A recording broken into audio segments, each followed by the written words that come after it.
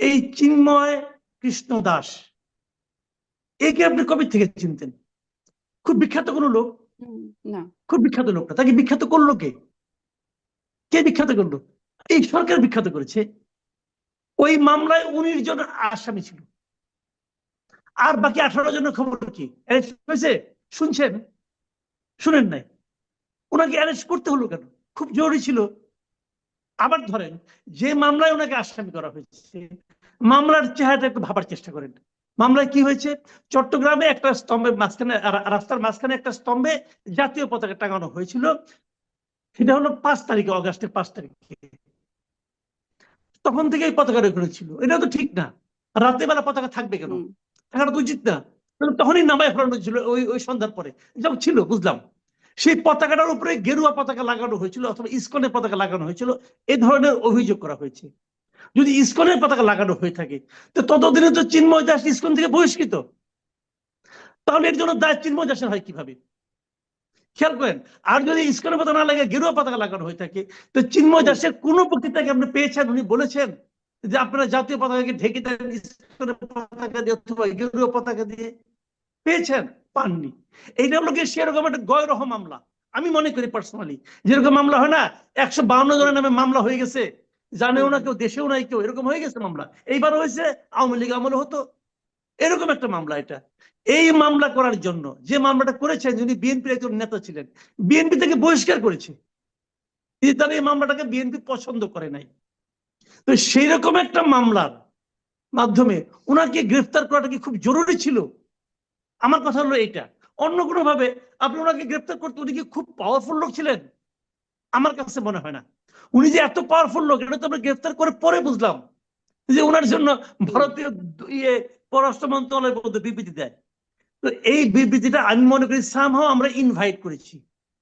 আমি মনে করি সরকারের নীতি নির্ধারকরা তো করেন নাই, অনেকে থাকে সরকারের মধ্যে, অনেক লোক থাকে। এই গ্রেফতারের জন্য একদম স্বরাষ্ট্র মন্ত্রণালয় থেকে ইয়ে আসছে, পরামর্শ আসছে, এটাও আমি মনে করি না।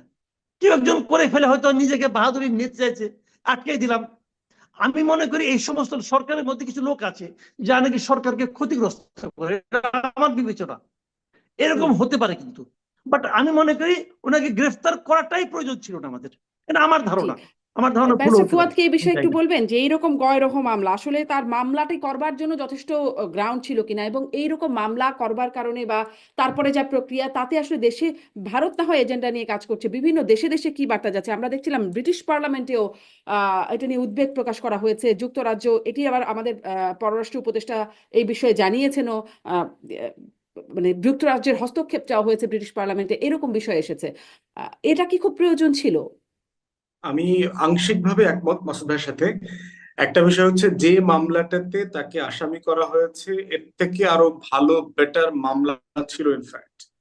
আপনি যদি সিম্পলি রংপুরে দেয়া তার বক্তব্যটা শোনেন, রংপুরে হিন্দুদের যে মহাসমাবেশ সে করেছে, সেখানে সে অনেকগুলো গুরুত্বপূর্ণ কথা বলেছে। আপনি মনোযোগ দিয়ে শুনলে দেখতে পাবেন। একটা বলেছে যে বাংলাদেশ রাষ্ট্র, বর্তমান অন্তর্বর্তীকালীন সরকার সিস্টেমেটিকলি হিন্দুদেরকে উচ্ছেদ করছে রাষ্ট্র থেকে।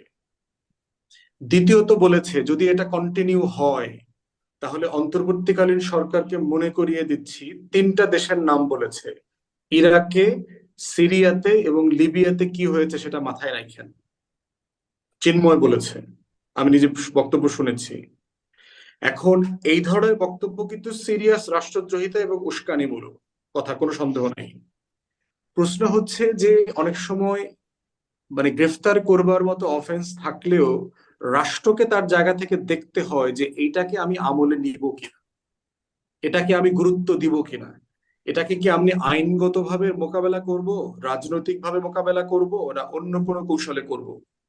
কিন্তু যে মামলাতে যে ঘটনাটা ঘটেছে, পতাকার উপরে পতাকা দেওয়াটা রাষ্ট্রদ্রোহিতার মধ্যে পড়ে কিনা এটা ডিবেটেবল। আমি মনে করি ভেরি মাইনর ইস্যু। এটা পরিকল্পিতভাবে করেছে, যেভাবে দেখেছেন যে রাজু ভাস্কর্যে গিয়ে মূর্তির উপরে বোরখা পরায় দিয়ে আসছে, নেকাব পরায় দিয়ে আসছে, মৌলবাদীদের মধ্যে একটা মানে একটা জঙ্গিপনা ডেভেলপ করছে এই ধরনের ডিসকোর্সের জন্য। তো সেক্ষেত্রে আমি বোধ করছি এই মামলাটা ভেরি পুয়ার এবং উইক মামলা, এটা প্রয়োজন ছিল না এই সিচুয়েশন। মামলা তো টিকবেও না, মানে আইনের এত কথা বলা হচ্ছে, বিষয়টি তো তাহলে একরকম রাজনৈতিকই হয়ে গেল, কারণ আইনে তো টিকবে না এই মামলা। না, ওটা হচ্ছে ওই যে পুলিশ আপনার যেহেতু 16 বছরে একটা পার্টিকুলার প্যাটার্নে কাজ করে অভ্যস্ত, সে যখন ধরেন গোয়েন্দা তৎপরতার মাধ্যমে এই ধরনের লোকদেরকে ফলো করে, তখন সে যে রিপোর্টটা দেয় এবং যে মাইন্ডসেট থেকে দেয়, এটা হলো ওই মাইন্ডসেট। ওকে ধরতে হবে, ওটাকে একটা মামলায় দিয়ে দিব, তারপরে তাকে আপনার বেল দিব না, এটা সেটা করবো, এগুলো করবে।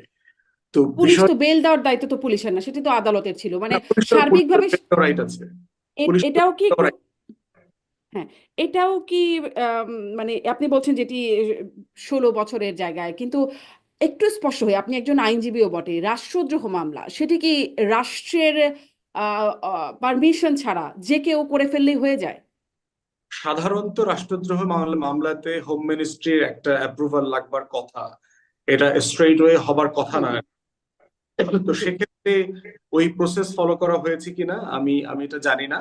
তবে আমি বোধ করছি চিন্ময়কে যে মামলায় ধরা হয়েছে অথবা অ্যারেস্ট করা হয়েছে, এটা একান্ত রিজনেবল না আর কি।